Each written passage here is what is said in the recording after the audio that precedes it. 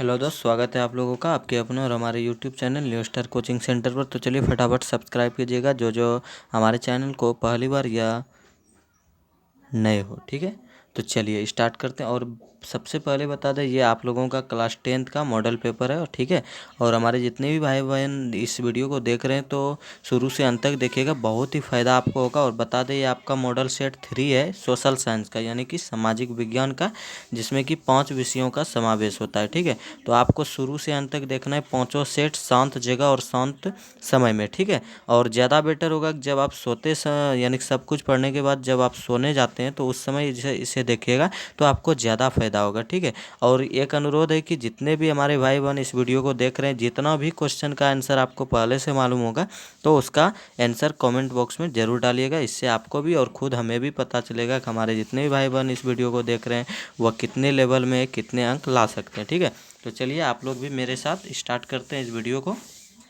शुरू से अंत तक बने रहिएगा। ठीक है, चलिए तो फर्स्ट क्वेश्चन है कि बाजार का स्वरूप जो है, बाजार का स्वरूप विश्वव्यापी किस क्रांति के बाद हुआ? तो इसका राइट आंसर आप लोगों का हो जाएगा, जैसा कि देख पा रहे हैं आप लोगों का ऑप्शन भी दिया है, तो इसका राइट आंसर हो जाएगा औद्योगिक क्रांति। कागज़ का आविष्कार किस देश में हुआ? तो इसका राइट आंसर हो जाएगा आप लोगों का चीन में सबसे पहले। ठीक है, चलिए आगे बढ़ते हैं। नेपोलियन संहिता किस वर्ष लागू की गई? तो इसका राइट आंसर हो जाएगा आप लोगों का 3 का डी, यानी कि 1804। ये देखिए, ये सब क्वेश्चन आपका बहुत ही अलग जगह से उठाकर लाए हैं, इसलिए आप लोग इस वीडियो को शुरू से अंत तक देखिएगा, क्योंकि बहुत सारा ऐसा एग्जाम में आ जाता है एक दो को जो कि अलग ही होता है, तो यही सब अलग ही होता है। ठीक है, इसे ध्यान से देखिएगा। ठीक है, चलिए अगला देखते हैं हम लोग। भारत में सबसे बड़ा लौह अयस्क उत्पादक राज्य कौन है? तो इसका राइट आंसर हो जाएगा आप लोगों का कर्नाटक। ठीक है, चलिए अगला क्वेश्चन देखेंगे। कपास उत्पादन के लिए उपयुक्त मिट्टी कौन सा है? तो काली मृदा राइट आंसर। बॉक्साइट का उपयोग किस उद्योग में किया जाता है? तो बॉक्साइट का जो उपयोग किया जाता है वह एल्यूमिनियम प्राप्त करने के लिए, क्योंकि एल्यूमिनियम का ये अयस्क है बॉक्साइट। ठीक है, अगला ये क्षेत्रवाद की भावना का एक दुष्परिणाम क्या होता है? तो इसका राइट आंसर आपको बता दें, 7 का जो राइट आंसर हो जाएगा वह हो जाएगा आप लोगों का सी, यानी कि आपका आंसर इधर मिलेगा। ठीक है, चलिए देखते हैं, ये राइट आंसर है अलगाववाद। ठीक है, चलिए आगे बढ़ेंगे हम लोग। श्रीलंका के बहुसंख्यक समुदाय की भाषा क्या है? तो इसका राइट आंसर हो जाएगा, देखिए ये बहुत इंपॉर्टेंट क्वेश्चन है, इसका राइट आंसर हो जाएगा सिंहली। ठीक है, याद रखिएगा सिंहली। अगला एक अर्थव्यवस्था के किस क्षेत्र को सेवा क्षेत्र कहा जाता है? तो इसका राइट आंसर हो जाएगा आप लोगों का नाइन क्वेश्चन का सी, तृतीय क्षेत्र। ठीक है, और अगला है कि विश्व व्यापार संगठन की स्थापना कब हुई? तो इसका राइट आंसर हो जाएगा आप लोगों का 1995 में। ठीक है, चलिए आगे बढ़ेंगे हम लोग। अगला एक सबसे पहली भूमिगत रेल कब बनी? तो इसका राइट आंसर हो जाएगा आप लोगों का 1863 में। गिरमिटिया किसे कहा जाता है? तो अनुबंधित मजदूर को। मुद्रक तकनीक का विकास सर्वप्रथम कहाँ हुआ? मुद्रण तकनीक, यानी कि कागज में लिखने का प्रचलन सबसे पहले कहाँ स्टार्ट हुआ? तो इसका राइट आंसर चीन हो जाएगा, क्योंकि वहीं कागज का आविष्कार भी सबसे पहले हुआ। ठीक है, अल हिलाल का संपादन किसने किया है? तो इसका राइट आंसर हो जाएगा आप लोगों का मौलाना आज़ाद ने। ठीक है, चलिए दोस्त आगे बढ़ते हैं। रूसी क्रांति के समय वहाँ का शासक कौन था? तो इसका राइट आंसर हो जाएगा आप लोगों का 15 का जार निकोलस द्वितीय, और इसकी पत्नी थी जरीना, जो कि जर्मनी देश की थी, याद रखिएगा। सन 1870 में फ्रांस और प्रसा के बीच एक युद्ध जो हुआ था वह कहाँ हुआ था? चलिए तो स्टार्ट करते हैं आप लोगों का, थोड़ा क्षमा चाहेंगे, थोड़ा बीच में कॉल आ गया था। ठीक है, तो उस पर नहीं जाइएगा, आप लोग ध्यान दीजिए क्वेश्चन पर। अगला देखिए, ये 1870 में जो आपका क्रांति हुआ था फ्रांस और प्रसा के बीच, तो यह कहाँ हुआ था? तो यह इसका राइट आंसर हो जाएगा आप लोगों का 16 का आपका सेडॉन में। ठीक है, और अगला है वार एंड पीस किसकी रचना है? तो इसका राइट आंसर हो जाएगा आप लोगों का 17 का बी, यानी कि टॉलस्टॉय। ठीक है, चलिए आगे बढ़ेंगे हम लोग। अगला है कि चलिए तो अगला क्वेश्चन है, वियतनाम में टोकिन फ्री स्कूल की स्थापना कब हुई? तो इसका राइट आंसर आप लोगों का जो हो जाएगा वह हो जाएगा, आप लोग फटाफट, यदि आपको आंसर पहले से मालूम है तो बार बार बोल रहे हैं कि आप जरूर दीजिएगा। तो इसका राइट आंसर 1907 होगा। रंपा विद्रोह कब हुआ? तो इसका राइट आंसर 1916। और देखिएगा एक आता है चंपारण विद्रोह, तो वह हो जाएगा 1917। रंपा और चंपारण देखिए दोनों सेम है, लेकिन रंपा छोटा अक्षर है और चंपारण बड़ा अक्षर है। तो छोटा अक्षर है तो वह पहले, यानी छोटा ईस्वी में ही होगा, यानी 1916, यही ट्रिक। और चंपारण बड़ा अक्षर वाला हुआ ना, तो वह हो जाएगा 17, यानी ज़्यादा अक्षर। ठीक है, 1917 ईयर। चलिए अगला है, जमशेदजी टाटा ने Tata iron and steel company की स्थापना कब की थी? तो इसका राइट आंसर हो जाएगा आप लोगों का 1907 में।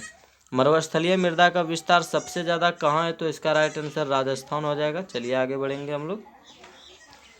चलिए तो अगला क्वेश्चन है हम लोगों का कि देश के बांधों को किसने भारत का मंदिर कहा था? जी हाँ, देश के बांधों को किसने भारत का मंदिर कहा था? तो इसका राइट आंसर हो जाएगा पंडित नेहरू जी ने। ठीक है, 22 का। अगला, इनमें से कौन सा जीव है जो केवल भारत में ही पाया जाता है? ये बहुत इंपॉर्टेंट क्वेश्चन है। इसका राइट आंसर घड़ियाल हो जाएगा। ठीक है, आप लोग याद रखिएगा। यूरेनियम का प्रमुख उत्पादक स्थल क्या है? तो यूरेनियम का प्रमुख उत्पादक स्थल जो है वह है जादूगोड़ा। ठीक है, जो झारखंड में है। किस फसल को उजला सोना कहा जाता है? तो इसका राइट आंसर हो जाएगा, देखिए एक दो क्वेश्चन इस प्रकार का आता है, एक उजला सोना, एक सुनहरा रेशा। ठीक है, याद रखिएगा। तो उजला सोना का यदि बात किया जाए तो इसका राइट आंसर हो जाएगा आप लोगों का कपास। ठीक है, और रेशा का बात करें तो याद रखिएगा जूट होता है। ठीक है, सुनहरा रेशा। चलिए आगे बढ़ेंगे हम लोग। तो अगला क्वेश्चन है कि संसार के चावल उत्पादक देशों में भारत का स्थान क्या है? तो इसका राइट आंसर हम लोग देखेंगे अभी 26 यानी कि 26 नंबर का आपका राइट आंसर हो जाएगा बी यानी कि दूसरा। ठीक है, और यहाँ तक कि गेहूं में भी यानी कि दूसरा स्थान है। ठीक है, आपको बता दिए। भारत में वर्तमान रेल मंडलों की कुल संख्या कितनी है? तो राइट आंसर 16 हो जाएगा। भारत के किन शहरों में मेट्रो रेल सेवा उपलब्ध है? तो इसका राइट आंसर हो जाएगा आप लोगों का ए, कोलकाता एवं दिल्ली। ठीक है, अगला है, भारत का राष्ट्रीय पक्षी क्या है? तो 29। भारत का राष्ट्रीय पक्षी जो है इसका राइट आंसर हो जाएगा आप लोगों का सी यानी कि मयूर। ठीक है, चलिए आगे बढ़ते हैं हम लोग। अगला, सोपानी कृषि किस राज्य में प्रचलित है? तो इसका राइट आंसर हो जाएगा आप लोगों का 30 का जो राइट आंसर हो जाएगा वह हो जाएगा आप लोगों का उत्तराखंड में। ठीक है, संघ राज्य की विशेषता कौन सा नहीं है इनमें से? तो इसका राइट आंसर हो जाएगा आप लोगों का एकहरी शासन व्यवस्था। सूचना के अधिकार संबंधी कानून कब बना? तो इसका राइट आंसर हो जाएगा 2005 में, जब कांग्रेस की सरकार थी। याद रखिएगा। ठीक है, केंद्र में। चलिए अगला, निम्नलिखित में से किसे लोकतंत्र का प्राण कहा जाता है? तो राजनीतिक दल को। ठीक है, याद रखिएगा। लोकतंत्र का प्राण किसे कहा जाता है? राजनीतिक दल को। ठीक है, इस प्रकार से याद रखिएगा। चलिए आगे बढ़ेंगे हम लोग। अगला है कि निम्नलिखित में कौन सा एक राष्ट्रीय दल नहीं है? देखिए आपका इसमें राइट आंसर हो जाएगा लोक जनशक्ति पार्टी यानी एलजेपी यानी लोजपा, जो कि जिसके अध्यक्ष अभी चिराग पासवान जी है। उनके पिता जो खाद्य उपभोक्ता मंत्री थे रामविलास पासवान जी। और बाकी आप देख रहे हैं ये सभी राष्ट्रीय पार्टी यानी कि राष्ट्रीय दल है। ठीक है, और ये राष्ट्रीय दल नहीं है, ये क्षेत्रीय दल है बिहार के। अगला एक, भारत में किस तरह के लोकतंत्र की व्यवस्था की गई है? तो इसका राइट आंसर हो जाएगा आप लोगों का 35 का राइट आंसर बी यानी अप्रत्यक्ष। गठबंधन सरकार की पकड़ प्रशासन पर कैसी होती है? तो इसका राइट आंसर ढीली हो जाएगी। ठीक है, 36 का। चलिए आगे बढ़ेंगे। गठबंधन की सरकार बनाने की संभावना किस प्रकार की दलीय व्यवस्था में होती है? तो जहाँ की बहुदलीय व्यवस्था होती है वहीं। ठीक है, बहुदलीय मतलब बहुत सारा दल मिलकर सरकार का गठन कर सकता है। अगला, भारत में 1977 में हुए आम चुनाव में किस पार्टी को बहुमत मिली? तो आपको बता दें जनता पार्टी को। और पहली बार, जी हाँ, पहली बार कांग्रेस पार्टी की हार हुई थी 1977 में। और बात करें जनता पार्टी जब 1977 में जीती तो प्रधानमंत्री कौन बना? तो उसका राइट आंसर हो जाएगा, आपको बता दें, याद रखिएगा, मोरारजी देसाई साहब। प्रथम, जी हाँ, प्रथम गैर कांग्रेसी प्रधानमंत्री थे।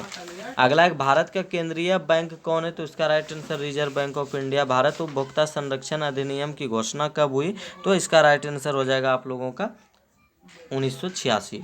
सन 2008 से 9 के अनुसार भारत की औसत प्रति व्यक्ति आय जो थी वह कितनी थी? 2008-9 के अनुसार। तो इसका राइट आंसर हो जाएगा 25,494। ये बहुत इंपॉर्टेंट क्वेश्चन था, ध्यान से देखिएगा। ठीक है, आधुनिक युग की प्रगति का श्रेय मुद्रा को ही है, यह किसने कहा था? तो इसका राइट आंसर हो जाएगा, यह जो कहा था वह मार्शल ने कहा था। ठीक है, मार्शल का ये कथन है कि आधुनिक युग की प्रगति का श्रेय किसको है? मुद्रा को ही है। एटीएम के द्वारा पैसे निकाले व जमा किए जा सकते हैं कितने? 24 घंटे। याद रखिएगा। ठीक है, 24 आवर। चलिए अगला देखेंगे हम लोग 44 नंबर। आउटसोर्सिंग का सर्वप्रमुख क्षेत्र क्या है? तो इसका राइट आंसर हो जाएगा आप लोगों का भारत। ठीक है, चलिए आगे देखेंगे हम लोग। अगला है कि ISI चिन्ह अंकित होता है कितने उत्पादों पर? ये जो ISI चिन्ह होता है जो कि कोई भी वस्तु का परिशुद्धता को सुनिश्चित करता है कि यह शुद्ध है या अशुद्ध है, तो ISI चिन्ह जो है वह कितने उत्पादों के लिए निर्धारित किया गया है? तो इसका राइट आंसर हो जाएगा 1500 उत्पादों पर। अगला, अंतर्राष्ट्रीय व्यापार संबंधी नियमों को निर्धारित करने वाली संस्था कौन है? तो इसका राइट आंसर हो जाएगा आप लोगों का डी, यानी कि इनमें से कोई नहीं राइट आंसर होगा। ठीक है, याद रखिएगा। चलिए आगे बढ़ेंगे हम लोग। अगला है 26 दिसंबर 2004 को विश्व के किस हिस्से में भयंकर सुनामी आया था? याद रखिएगा, ये बहुत इंपॉर्टेंट क्वेश्चन है। ठीक है, 26 दिसंबर 2004 को विश्व के किस हिस्से में भयंकर सुनामी आया था? ठीक है, याद रखिएगा। तो इसका राइट आंसर हो जाएगा बंगाल की खाड़ी में, 2004 की बात है।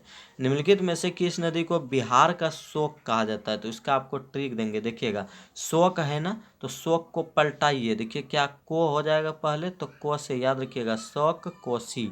तो इसका राइट आंसर हो जाएगा क्या? कोसी। ठीक है, याद रखिएगा। बिहार का जो शोक नदी है वह किसे कहा जाता है? कोसी को। ठीक है, तो इस प्रकार से आपका यह तीसरा सेट यानी आपका खत्म हुआ मॉडल सेट। ठीक है, जो कि सोशल साइंस का है। और अगला चौथा और पांचवा होगा, और जो पहले नहीं देखे तो पहला दूसरा देख लीजिएगा। और आपको बता दें, कहीं नहीं जाना पड़ेगा आपको, सब कुछ का, जी हाँ बिल्कुल सभी चीज़ का, सब विषय का आपको यहाँ मॉडल पेपर मिलेगा फ्री ऑफ कॉस्ट में। आप लोग एकदम केवल देखिएगा और ध्यान से सुनिएगा, और अच्छा रिजल्ट लाने की कामना करते हैं। आप लोग ध्यान से मग्न होकर पढ़ते रहिए और अपने मम्मी पापा का नाम रोशन करते रहिए। चलिए गुड बाय, अगले वीडियो में फिर मिलते हैं, तब तक के लिए गुड बाय।